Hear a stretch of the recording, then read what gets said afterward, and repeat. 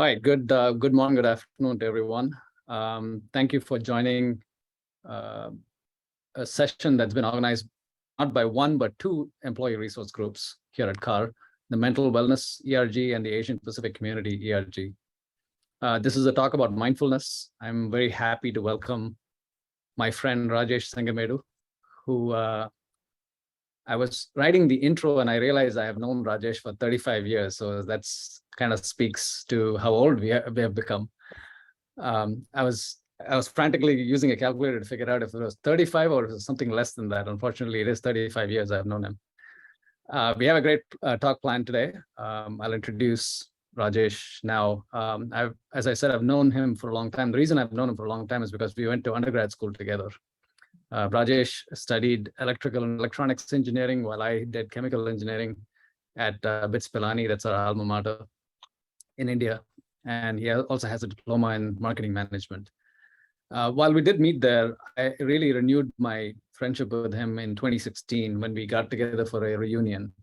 It was at that reunion that I realized how wise he was. And several of us started a Zoom session over the weekends to learn meditation and mindfulness from him. And that went on for a few years. And of course, we don't have those sessions anymore, at least that group, but we continue our journey on our own as well. So since then, Rajesh has served as a mentor and guru, not just to us, but a lot of different people, leading people down a path of mindfulness and better living. His contribution to me and a number of friends that we commonly have has been invaluable. I would call it life-changing. So I'm very happy he's here. He's got a span of a lot of things, but he speaks, writes, or understands 6 different languages, including English and French, and 4 Indian languages. He's the author of 2 books, one called Happiness Beyond Mind, and then another one which is called Wellness Through Food and Discipline. Rajesh works professionally as an account executive at Capgemini. Should be a familiar name for many of us. It's a French multinational services company, and he focuses on the tech sector clients in the Bay Area. His latest project, I understand, is to write a fiction book, his first fiction book, where the protagonist is a startup entrepreneur who wants to make billions of dollars at any cost. So sounds a little familiar from recent stories I've heard about entrepreneurs. He's a regular speaker and a mindfulness facilitator at various company ERGs and has delivered talks at companies and universities, including Princeton. Just bringing it home to us in this age where we have constant and continuous work. We work from home, we work hybrid, we work remote. We all need some ways to slow down and take care of our mental health. I'm really glad that we formed Mental Wellness Employee Resource Group this year at KAR. Marty Nowlin is the executive sponsor for that. And we have had some real early activism in that group. We're lucky to have Rajesh for the next hour, sharing his experiences in mindfulness and leading us through a practical session as well. With that, I will turn it over to Rajesh. Thank you, Srisu. Thank you so much. And first of all, I want to really thank you, Srisu, Marty, and the entire KarGlobal team for this opportunity. My mission in life is to help people be happy. That's the sole purpose. And I try to do many things that would help people get over something what they are currently, stuck on, and then hopefully on the path to happiness. So in the next 45-50 minutes that we will have, I'm going to do 2 things. I'm going to say a few things, and we will do a practice together. What I'll say will be very little, and you'll likely have more questions at the end of it. But what we will practice together will hopefully help to change some habits and deep patterns within you, if you do consider practicing daily. And in the next couple of minutes, what you will learn from this session, what I'm going to say is about what exactly is mental health, and provide you with a intuitive definition of what mental health and what mind is. And then I will demystify mindfulness a little bit, and then understand and talk about some practical benefits of how we can be mindful and take advantage of the situation, irrespective of what situation we are in. And importantly, we will also learn if we have a choice or not in whatever that we do in our life. And then we will dive into a mindfulness practice. So before I head there, I want us to do a small thought exercise. And I'm going to time all of you here. I'm going to give 1 minute, okay? The thought exercise is called as, do we really know how we think, okay? Here is the exercise. The exercise is, I'm going to give you one word and 1 minute for you to think. And the exercise that you need to do is, you have to watch your thoughts, all right? So the word for you today is Tesla, and your time starts now.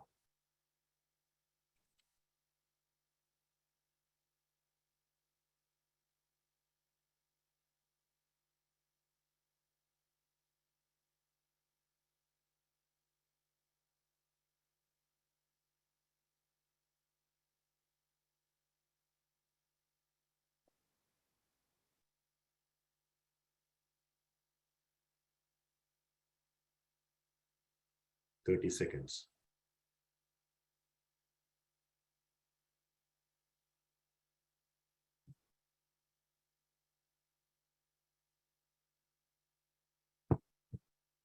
Ten seconds.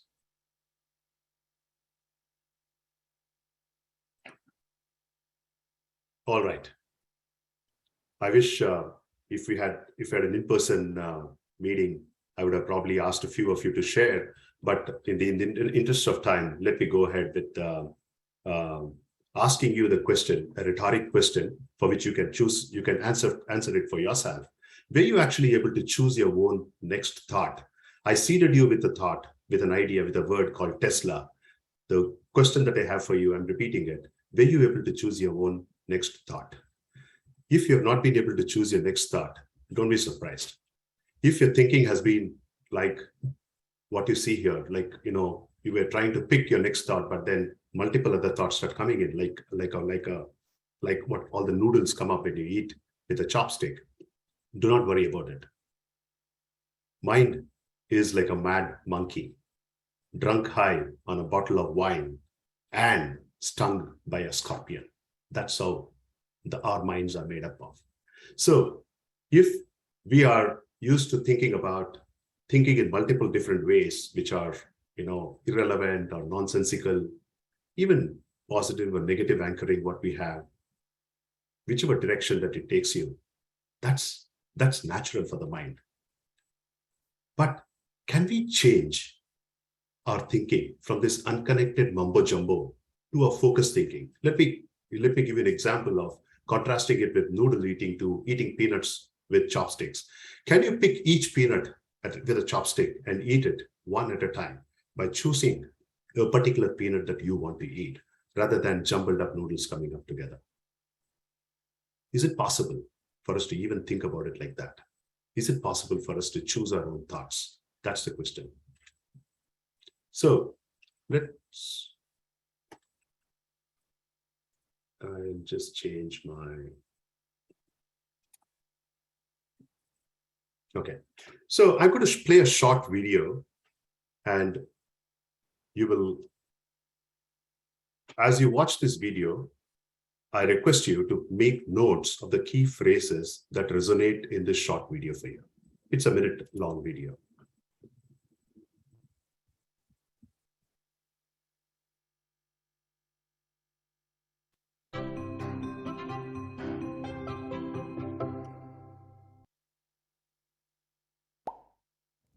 There is a story, usually attributed to the Native American tradition, which illuminates different ways of paying attention. An elder, talking to a child, says, "I have two wolves fighting in my heart. One wolf is fearful, vengeful, envious, resentful, and deceitful. The other wolf is compassionate, loving, generous, truthful, and peaceful." The child asks, "Which wolf will win the fight?" The elder responds, "The one I feed." That doesn't mean we try to deny or hurt or kill the angry wolf. If we did that, we'd end up in a long battle, all the while somehow making that wolf more powerful through our hostility and fear. Hating that wolf sucks the strength right out of us. Instead, we calmly pay attention to the angry wolf and let go of believing they have the answers. If we can do that, they end up lying down next to us, no longer an enemy. We help strengthen the kind and loving wolf, giving it nourishment and support so that we can follow it. That peaceful wolf can become our steady companion and show us the way through all kinds of different life experiences. Restful or chaotic, enjoyable or disappointing experiences may come and go, but we can have a guide with us through it all. This is what mindfulness can help you do. Mindfulness allows us to see our thoughts and feelings as they are beginning. It's very powerful to know what we're feeling as we're feeling it, know what we're thinking as we're thinking it. With mindfulness, we can choose what will strengthen and bring into action, and we can choose what we will gently let go of. We don't have to be at the mercy of old habits or old ways of thinking or old ways of being. We are empowered. It just takes practice.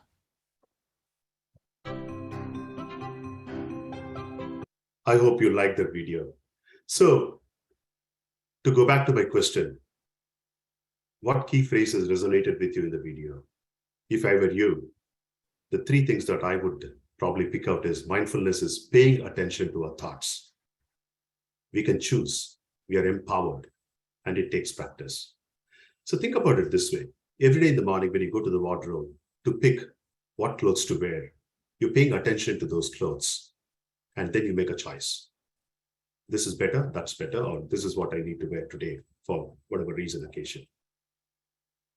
Can we do that with our thoughts too? The obvious answer is yes. But how do we do it? It requires practice. And when it comes to practice, I want to bring out this beautiful quote by this psychologist, American psychologist, who was incarcerated during the Nazi times in Germany. And he wrote this wonderful book called Man's Search for Meaning. And I want to read this quote for you. Viktor Frankl wrote this: between stimulus and response, there is a space. In that space is our power to choose our response. In our response lies our growth and freedom. So if we are able to figure out that space between the stimulus and response, then we can start exercising that particular space to be mindful of how we can respond rather than react. But how exactly do we do it if we don't understand clearly what a mind is, what mental health is? What levers we need to operate to make changes in the way that we think? How exactly are we going to do it? So what I'm going to do it, a disclaimer, I'm not a qualified psychologist or anything like that. I'm just a mindfulness practitioner for the last maybe 30 years. And this is probably not a technical definition of mind, but this is an intuitive framework to understand mind. A human being is constructed with 5 sense organs, the inputs that we take in from the external world, and we process that using the emotional mind, and then sometimes it goes on to our intellect, where we make some rational decisions, and then we start responding to it. And then there is also a deep subconscious unconscious desires, tendencies, and likes, like the big iceberg, with only the tip of it, maybe 5% or 4% of it, or maybe even less than 1% of it is known to us, but the rest all is subconscious and unconscious. All of them go into making the decision. Sometimes when these inputs come in, we automatically respond from our emotional mind. And sometimes we don't respond, we take a pause and we think about it, like sleeping over a particular decision maybe, okay, and then take a rational decision. So effectively, if you model a human mind, there is a perceiver, which has got the 5 sense organs. There is a feeler, which is the emotional mind, which basically says, I like this, I don't like this. I hate this, I love this, stuff like that. And then there's this intellectual mind, which says, okay, I might like this, I might not like this, but I think this is the right thing to do. That's thinker mind. So if we are able to move our decisions, shift our decisions, rather than responding from an emotional part of our mind to accepting the inputs, taking a pause, exercising that particular space, and then making a rational decision to respond, then it is very easy for us to start responding to situations much more knowledgeably and much more smartly. Like, for example, I love chocolates. I keep quoting this example quite often. The moment I see a chocolate, I say, wow, I like it. Then I go grab it and I eat it. My intellect says, hey, you are diabetic. Srisu already revealed my age to all of you. So where the intellectual mind says, you are diabetic or likely to be diabetic, you should not be eating chocolates. But sometimes this intellectual mind is overpowered by my intense like of chocolates that I end up eating it. And sometimes even this emotional mind also does not even play into my decision. Just by looking at the chocolate, I end up eating it. These ones, they start controlling what I do. So with this framework in mind, what I'm going to do is I'm going to help you a couple of techniques that we can normally use to train each one of these parts of the mind, the perceiver, the feeler, and the thinker part. So if we need to train the mind, the intuitive definition of mind, the perceiver, feeler, and the thinker part, number one, we have to figure out how we can control our senses. And my best suggestions are two. Number one, start placing some limitations on what we eat. We eat endlessly and mindlessly. Sometimes we don't even know what we're eating. Sometimes we are not hungry, we end up eating it. We mindlessly watch TV, and off late I've been hooked onto Korean TV, and I've been guilty about it as well. We watch mindless TV with so many OTTs available for us. Second thing is mindful breathing, and that's something that we're going to talk about it today. We're going to practice it together. I'm going to help you understand how mindful breathing can also help you in the emotional mind management. You would notice the part number 2 here is belly breathing, which is mindful breathing. I'm going to help you out to understand the mechanics of what it means. Then on the emotional mind management is that basically, if we are able to shift our decision, not from saying that, is this good for me, to saying that, is this good for us as a family unit or as a company or as a team, whichever way, and then take a decision. The point is clearly understanding, saying that if we take a decision saying that if this is good for us, I'm going to do it, we have to understand that within that us, it's also, I'm also included in that. So that way you're expanding your own self of how you're going to take your decisions. And then the intellect. The intellect is something which is very interesting for us to see how we can train the mind. And my best suggestion for you is to keep asking, questioning yourself. There is this question that we have to ask ourselves, okay? Why do we do what we do? If you think about it, let's take any decision that you would have taken. Let's say joining a company, or getting married, or having children, or living in a particular place, or moving away from one place to another place. Whatever is your decision that you take, you might be able to answer what, when, where, which, how. But it's very hard if you ask yourself, why did I do this? Why did I take this decision? Sometimes it's easier to understand the why of it, but most of the time it's not very easy to understand why. So if we start looking at some of these techniques, then we can actually start training the mind slowly over a period of time. And like the video said, it takes practice to train it. And what we're going to do in the next 20 minutes, hopefully I'm on time to do that, is we're going to practice mindfulness today. All of you are going to dip your toes into the water of mindfulness. If some of you have practiced mindfulness, wonderful. And please, I welcome you to practice along with your colleagues and listen in to see how, if there's a different perspective emerges from this. But before I do that, I have to help you give you a little bit understanding about a technique of deep breathing.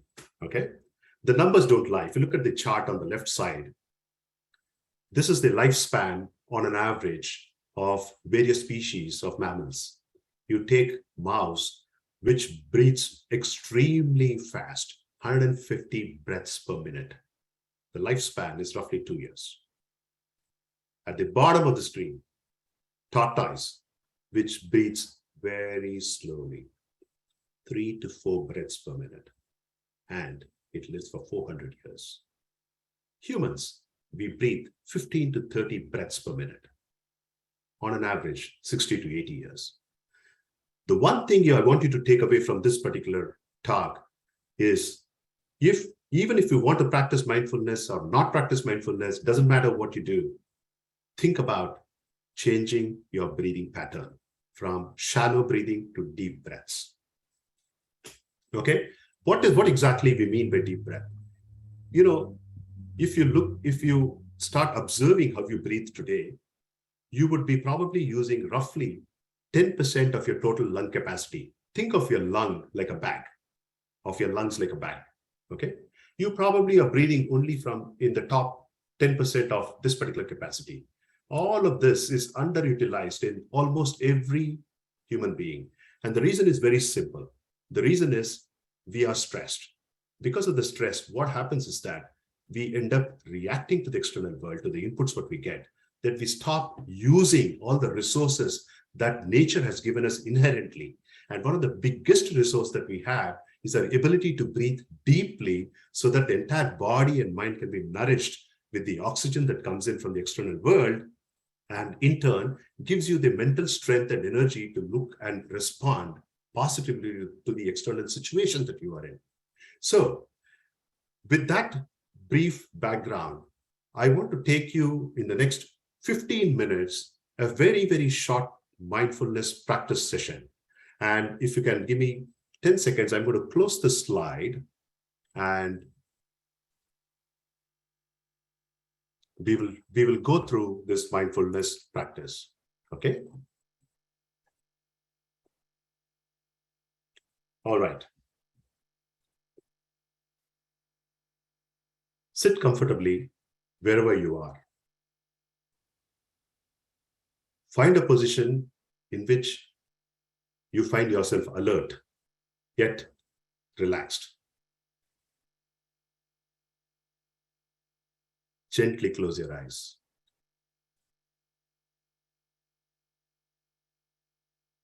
And start observing your body,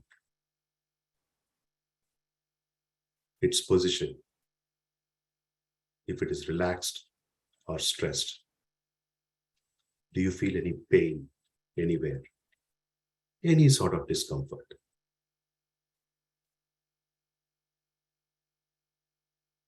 Throughout the next 15 minutes of this practice, we will keep our eyes closed gently, without squeezing the eyelids. If you are sitting in a chair, rest your feet firmly on the ground. Feel your feet firmly planted on the floor beneath you. Gently move forward, bringing your body vertical to the ground. So your back is not resting on the backrest of the chair. If it is not convenient for you, you can also rest your back. Sitting with your spine strong and lifted towards the sky. Perhaps rolling your shoulders back as you open up your heart. Allow your heart to be welcoming, to receive whatever arises with kindness and compassion. Gently clasp your fingers, the tips of your thumbs touching each other gently. Place your hands on your lap or any other way where the arms are relaxed.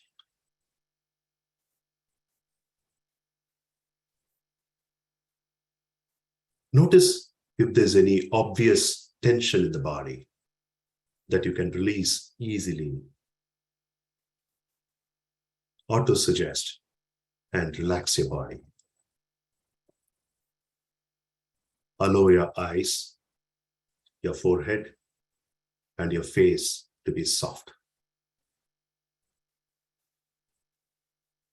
Let your belly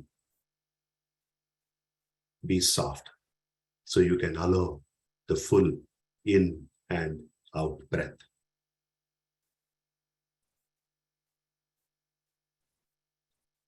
Relax.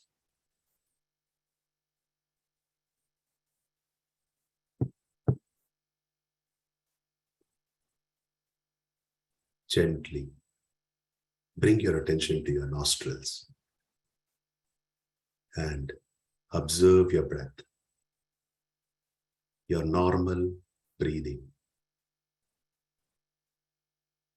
The breath is going in, coming out. Cool air going in, warm air coming out. Maybe you can smell something. Just observe. Do not alter anything.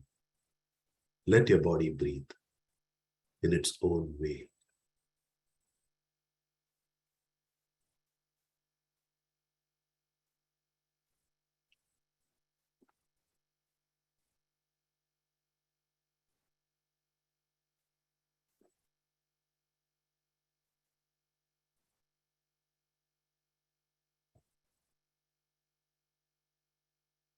I invite you now to take a deeper breath than the one before. Keep your attention on the breath, on the air, on the path the air is taking, moving from your nostrils to your lungs, and from your lungs out from your nostrils.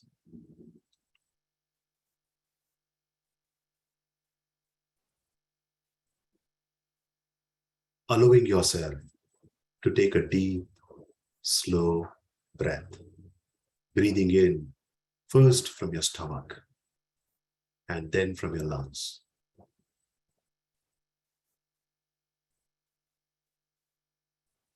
As you breathe in from your stomach, feel your stomach moving away from your spine. And as you breathe in through your rib cage, feel your chest expand.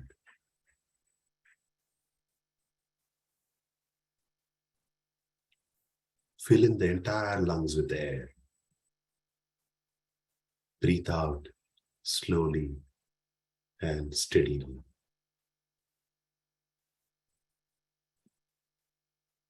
Repeat this a few more times. Breathe in deeply, slowly, fully.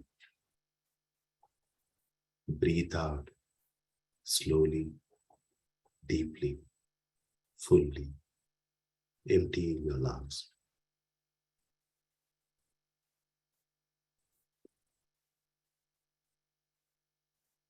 In, out.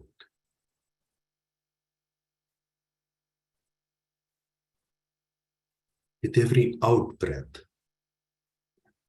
allow your body to relax a little bit more.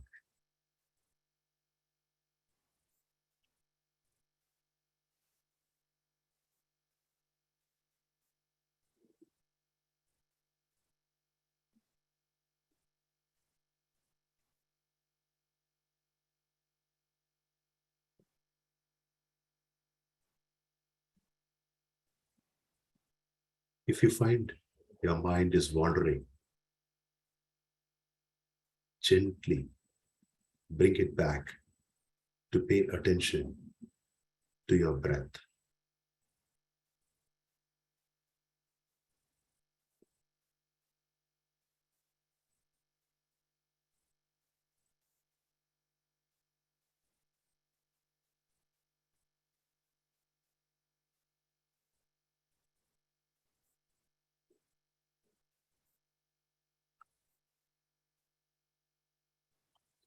In, out, slow, deep, full breaths.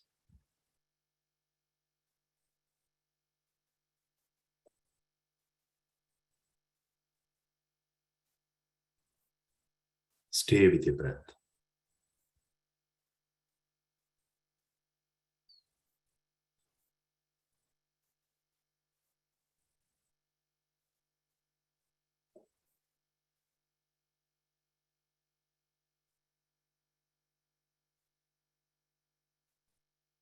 Stay with your breath.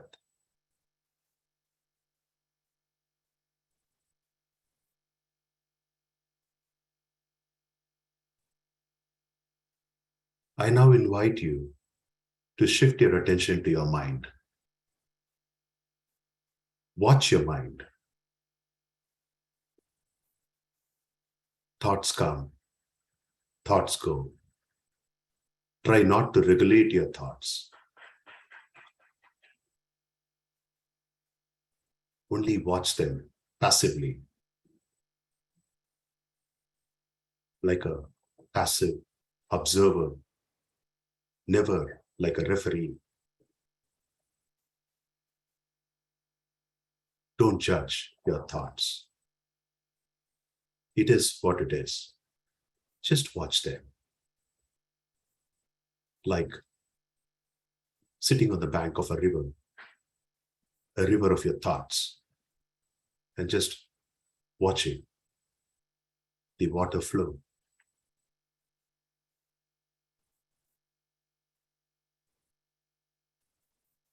You may have favorable thoughts, unfavorable ones. You may feel excited. You may feel down, upset, angry, or you may be filled with love. It could be anything.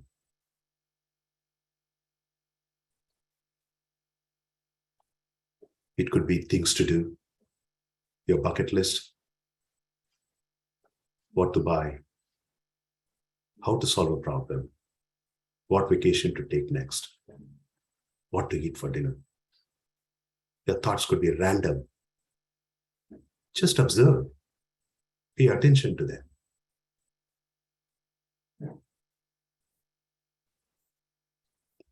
Observe passively.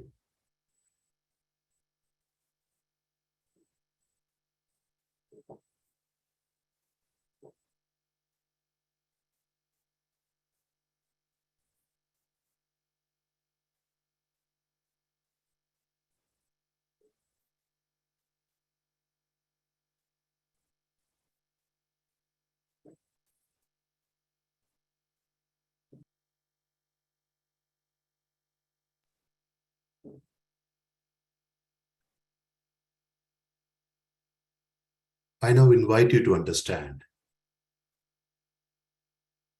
there are things you can change, and there are things you cannot change. Understand that this is a reality of life. Accept this reality as an undisputed fact.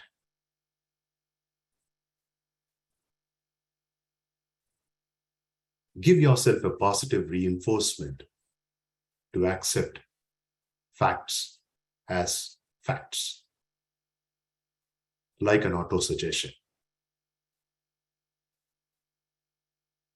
Tell yourself to be serene and calm, to accept things you cannot change.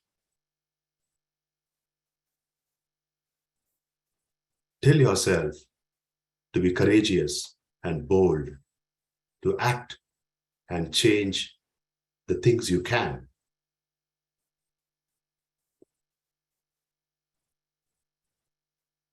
And importantly, tell yourself to be wise and discerning, to know the difference between what can be changed and what cannot be changed.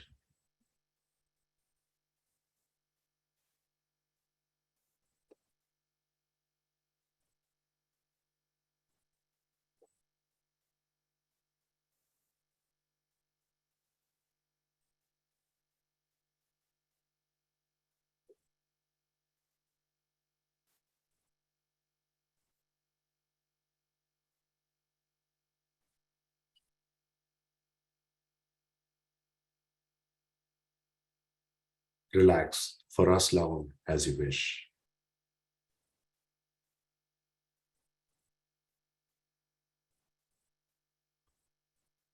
When you're ready, gently rub your palms and cup your eyes for a minute.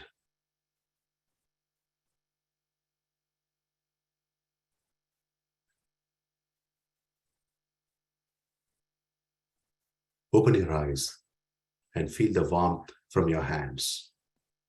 Adjust your eyes to the soft darkness of your palms.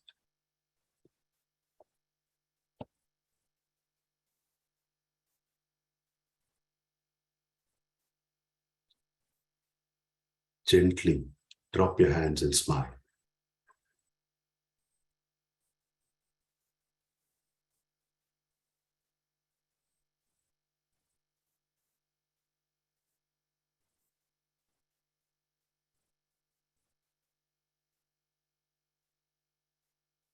Congratulations. All of you have successfully completed, if you are a first timer, a 20-minute mindfulness practice. I'd love to hear how it went for you.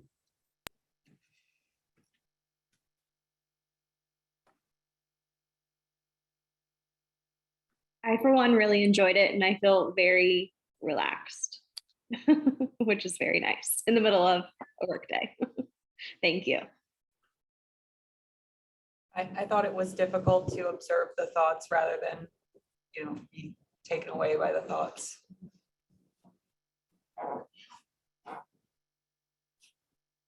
Good feedback.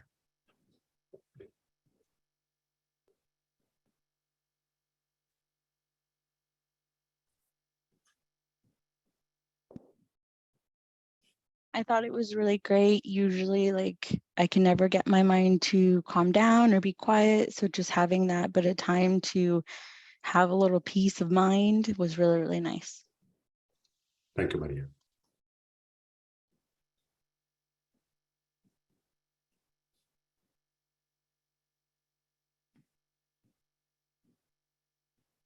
Awesome. I definitely always wasn't on task. My mind did like to run away with me, but your voice definitely brought it back. So I appreciate that. Thank you, Mackenzie.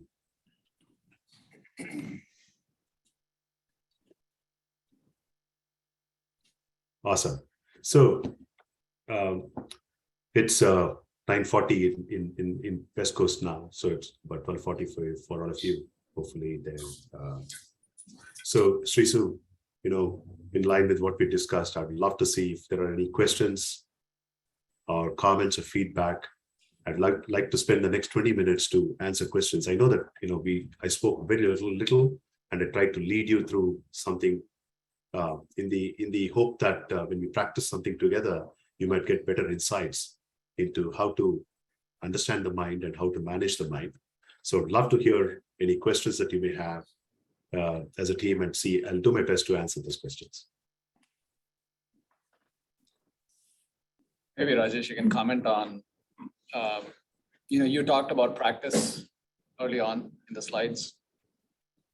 Hate to ask this question in a very definite way, but how long do you have to practice to see a difference? Yeah. So if your question is how long you have to practice to see a difference, in my experience, it shows that any habit, if we need to change, we probably will have to do it consistently without losing a single day for at least, let's say, 3 to 4 weeks. So let me, add a little bit of buffer coming from engineering background. Let me say 2 months. Let's say 60 days. If you practice even without losing a single day of practice, then I think you'll start seeing the shift in your mental patterns. Number one. Number two, the corollary to your question, if I heard you, if I can, read between your lines, is how long should I practice, right? Per day. You can choose. You can choose 3 minutes. You can choose 10 minutes. My ideal time frame would be, time duration per day should be about 10 to 15 minutes. That's what I would suggest. Hey Rajesh, my question is, how will it impact we'll have like more patience to do stuff, and like what all things we can expect. Yeah.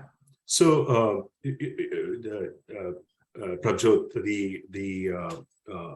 the impact of it is very simple. Okay, think about it this way. Let me give you the analogy. So, when we start exercising, okay, let's say physical exercise, then we start developing a little bit more muscles, and then perhaps if you're able to lift, let's say X pounds, maybe after training for a couple of more months, whatever, we might lift X plus something, and that's kind of, think of it this way, that saying that, okay, there's an extra weight that's come on to the muscles, but the muscles are able to handle it, right? That's the physical part of it. But on the emotional and the mental side of it is that the stresses that come into us from either from the work or family or in general life stresses, okay, nobody can stop it. They'll keep on bombarding us all the time. The question is, what are we doing to actually start building that mental muscle that you can start responding to the stresses? And even if you're not able to respond, at least you're able to take a right decision, or most of the time, a good decision, and still manage the particular stress. So, Prabjot, to answer your question, number one, your stress will drop automatically as you would see it. Okay. Number two, you will find that space saying that, okay, I'm most of the time seem to be reacting to situations. But now with this practice, I'm able to find that space where I can step back and observe how my mind actually thinks. And maybe not always, it's not necessary that the first reaction, what I'm going to do to a particular situation is the best reaction. Maybe the gut feel, maybe it worked all the time, but maybe it's not the right response all the time. You will get to that space. Right. Thank you. Carol put a question into the chat. She says, this is the first time I've received instruction during meditation to use my intellect to be wise and know the difference between what I can and cannot change. Do you recommend adding these directions to a practice rather than just observing thoughts? If you remember my intuitive framework, what I had showcased, you have the perceiver, you have the feeler, and you have the thinker. Okay. So, and if you look at how I structured my meditation instructions today, was to, first help each one of you to calm down at a physical level. And then I asked you to slow down your breathing, which is calming down your physiological level. Okay. In terms of how you breathe, the body processes over which we don't have any control. Things like, digestion, for example. When you start breathing it slowly, your digestion becomes much stronger. That calms down automatically. And then it also has an impact on your mind. Your mind, you will probably would have noticed, and I'd love to hear any of the first timers comments, whether the mind has started slowing down in its speed in which it was moving around. That will happen. Okay. Now that's the emotional mind. But then this intellectual mind, you might be questioning yourself, why am I doing this? What am I going to get benefit out of it? I'm sure those thoughts would have gone through in your mind. I don't think this works. That thought would have gone through in somebody's mind. Okay. I think there's some logic to it, but I don't understand. Somebody would have thought about that. That's the intellect. That's the one that is a rational being that's questioning what you're doing. Okay. So when you start auto-suggesting something like, I know that there are a lot of things that in this world that I can do, but at the same time, I know that I don't have the time to do everything. So I got to choose. Then you choose that. Likewise, if you know that you cannot change somebody's behavior, there's no point attempting to change that particular behavior. You have to understand, you have to accept it. That decision, that ability to accept another person's, let's say, behavior that we are not able to change, which we know as a fact, none of us can change our behavior unless we want it to. By corollary, we cannot change anybody else's behavior. But the point is we don't realize that. But this practice will help you saying that, okay, I can't change that person's behavior. I can only change myself. Then you start working on yourself. Auto-suggestion is a very, very powerful concept. You don't need to go to any doctor or shrink or anybody. You can do this yourself every day. It works. So I have a question or comment related to the video that you shared. When you talked about the good wolf and the bad wolf. I did something similar with thoughts in your head. We talk a lot in meetings, but I feel like talk internally more in our own head and really focusing on keeping the thoughts in your head positive versus negative and how it impacted your mood and your entire day. Is there anything you can talk to us about keeping our thoughts positive, or how you do that instead of letting the negativity in and kind of ruling your mind? That's a great question, and I can't make out who asked that question because it's coming from the conference room. So we, first of all, we have to accept that, during the course of the day, our mind will be like a sine wave going up and down, positive, negative, neutral, and all that. And there are going to be some times when we are overwhelmed with negative thoughts. At that point of time, what's best to do is to kind of step back and say that, hey, I have a choice. If Viktor Frankl had a choice in a concentration camp where he was tortured physically, emotionally, he did not even have a piece of paper to write his thoughts on, but he still found scraps of paper to take it out, write down his thoughts, which he later on published like a wonderful book, a bestseller, after he was released from out of the concentration camps. Okay, that positivity, that ability to keep yourself compassionate during that particular point of time when we are overwhelmed with those negative thoughts.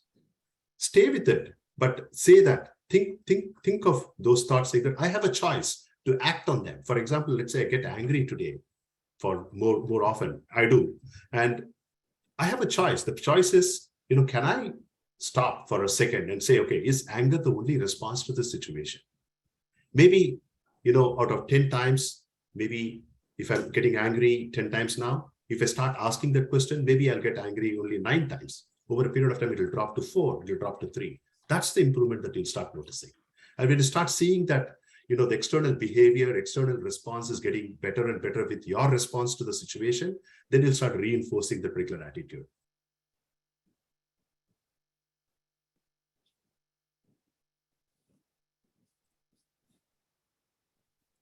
Just on a personal note, while we wait for the questions, I'll just share, I don't know how many times I've been saved from sending embarrassing responses, emotional responses to emails. All of us do it. Okay, I'll be the first one to admit we do it. I see an email, I'm irritated by it, I shoot off a response. And just before I hit send, I just remind myself to take 10 deep breaths. It's amazing how many times after the 10 deep breaths, that email never goes. Or the structure of the email has completely changed. Do you delete it, or do you put it in your safe drawer? I go through every deleted folder. I think I still get them. That's what I failed to take. Thank you, Srisa, for sharing that. I don't know if this is a practical question or if there are any tactics available outside of just meditation and breathing, but increasing the time between trigger and reaction and allowing the space is something that I've struggled with my entire life. I'm sure lots of people have. How are there any practical tips to kind of increasing that space or increasing that duration between stimulus and action?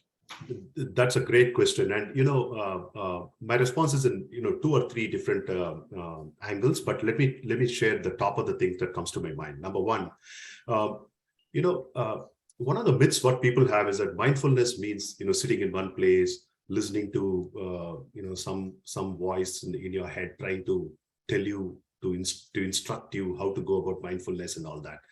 That's one aspect of it. There are so many apps that are there. Even I have my own recordings, which on Insight Timer and a couple of other places, and people do write to me saying that, this is great and all that stuff. That's one way of doing it. The other way of doing it is just pay attention to what you're doing right now. For example, let's take the simple case, eating. If you are eating, just eat. Why you have to think anything else beyond eating? How often we have lunch meetings where the focus is on quote unquote meeting, not on the lunch. Teresa, nice job. Well done. Nice job to your friend. Okay. The point is our minds are not used to multitasking. So to answer your question directly, if you're walking, just think about only walking. If you're walking with your dog, just focus on that activity alone. that should consume 90%, 95%, 100% of your mind's thoughts. Then it releases stress automatically. That'll expand, that'll give you the space to start responding rather than reacting. Thank you. I have to say that's really easy to say, but in today's technology with phones, I was out to dinner with my family, and it's so easy to just pick up your phone and get distracted and not be in the now, right? And it's when you actually shut it off, it's so nice to disconnect and only focus on the people and the things in front of you instead of technology. Absolutely. That's a wonderful comment. And I can tell you, Srisu knows about this. I have gotten rid of myself of all WhatsApp groups. I don't respond. I used to respond on WhatsApp groups. Then I realized that, managing so many WhatsApp groups or stuff that comes in, not everything requires a response, but sometimes I'm compelled to respond. So the better way I decided was that I'm going to get out of all the WhatsApp groups. And I've been so happy ever after that. And if people want to reach out to me, they reach out to me directly one-on-one, and then we chat and talk. And that's more meaningful than, writing an emotional response, to Srisu's point about writing an emotional email. I have a question just a little bit more around the physical sort of situation for meditation. I've tried it a couple of times in the last year, and I have not had very much success, just because I physically have a hard time not moving. And then I get distracted by that, and then I can't get into the moment to calm my mind down. Is there a place or a way or a certain time where people that are fidgety or can't stop moving can be more successful at something like this?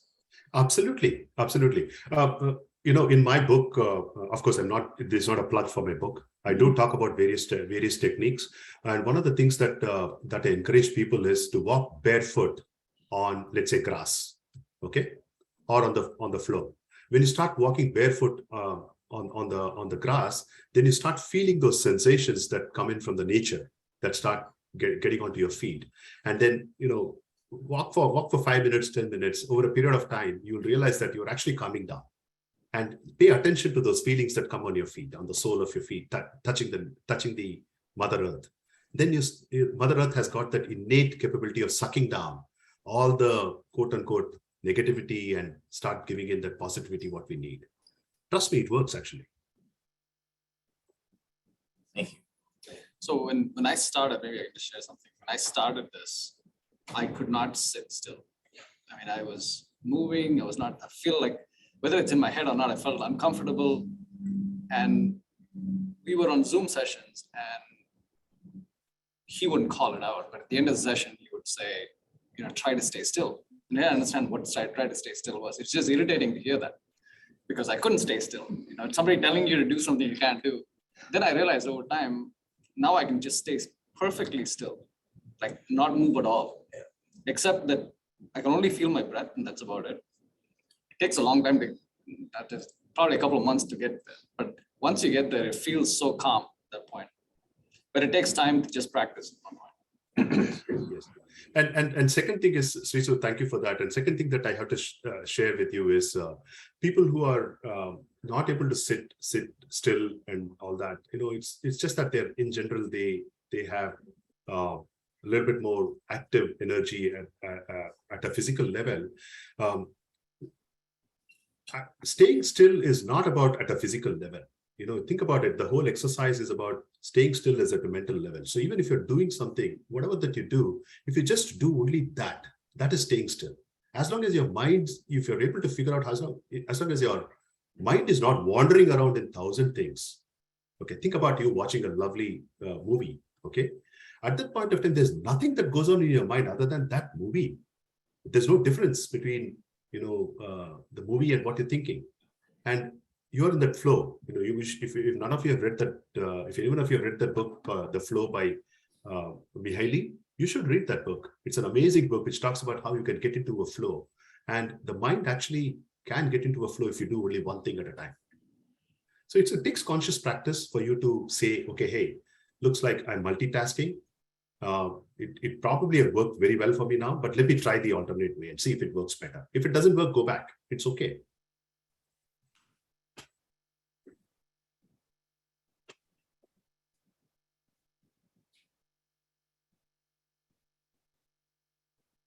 Did anybody feel that I actually felt almost approaching a zone of like, I felt I was almost going to fall asleep at one point. And I was, first of all, it was hard to sit still, but then that passed. And I got very peaceful.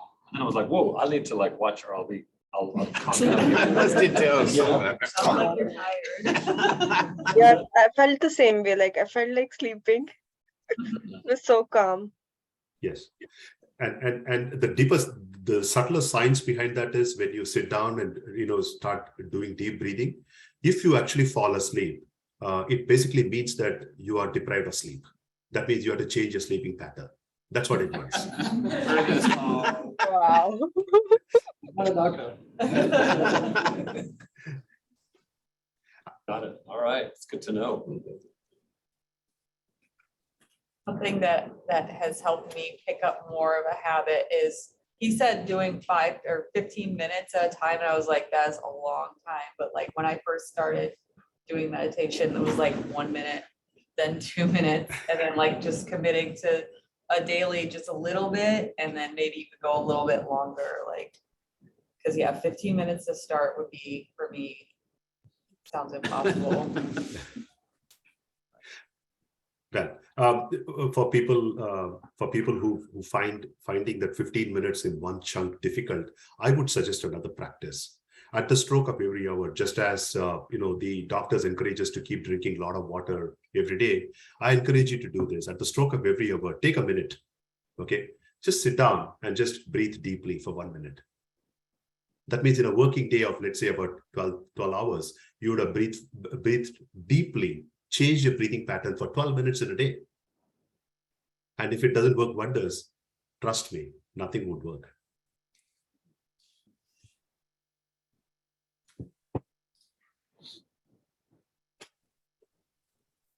Any last questions? We have 1 minute left.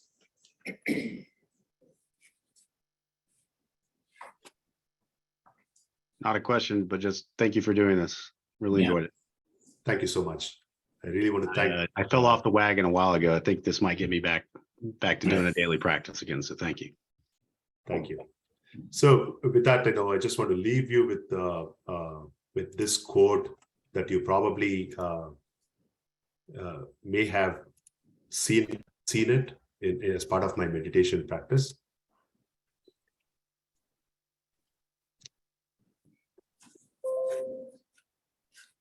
I'm going to leave that for a second for you to read. And then thank you so much. Thank you. Thank you. Thanks, Rajesh. Thank you, Rajesh. Thank you. We offered to pay Rajesh for this, but he does not do this for any monetary gain. But he recommended that if we have the ability to donate to any charity of our choice. So we'll do that and inform. So thank you. Appreciate Thank you, Sri. So thank you, KarGlobal, for the opportunity. Thank you. Have a wonderful day.